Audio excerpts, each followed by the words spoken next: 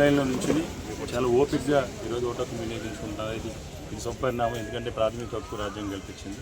తప్పకుండా ఈరోజు ఒక పాజిటివ్ వైబ్రేషన్తో 100% కూడా రాష్ట్ర వ్యాప్తంగా కూడా ఉదయం 7 గంటల నుంచి కూడా ఒక పాజిటివ్ వైబ్రేషన్తో గౌరవ ముఖ్యమంత్రి వైఎస్ జగన్మోహన్ రెడ్డి గారు చేసిన సంక్షేమ అభివృద్ధికి ఈరోజు ప్రతిపక్షాలు ఎన్ని దుష్ప్రచారాలు చేసిన, ఎన్నో విష ప్రచారాలు చేసిన, ఎన్నో తప్పుడు కథనాలు రాసిన, ఎన్ని తప్పుడు రాళ్ళతో ప్రజల్ని మభ్యపెట్టే ప్రయత్నం చేసిన, మంచిని చెడుగా పందిని నందిగా చూపించే ప్రయత్నం చేసిన, ఈరోజు ప్రజల గుండెల్లో జగన్మోహన్ రెడ్డి గారు చిరస్థాయిగా నిలిచిపోయిన దానికి ఈరోజు జరిగిన పోలింగే నిదర్శనం. ముఖ్యంగా మా నియోజకవర్గంలో గడిచిన 5 సంవత్సరాల కాలంలో చేసిన సంక్షేమం, ముఖ్యంగా 2004 master plan implementation, Inorbit mall లాంటి పెద్ద ఎత్తున పెట్టుబడులు తీసుకొచ్చిన విధానానికి ఎక్కడ చూసినా ఈరోజు 75%, ఎక్కడ చూసినా 70% అబౌవ్ విశాఖ ఉత్తర నియోజకవర్గంలో ప్రజలందరూ కూడా వైఎస్ఆర్ కాంగ్రెస్ పార్టీ వైపు నిలబడ్డారు.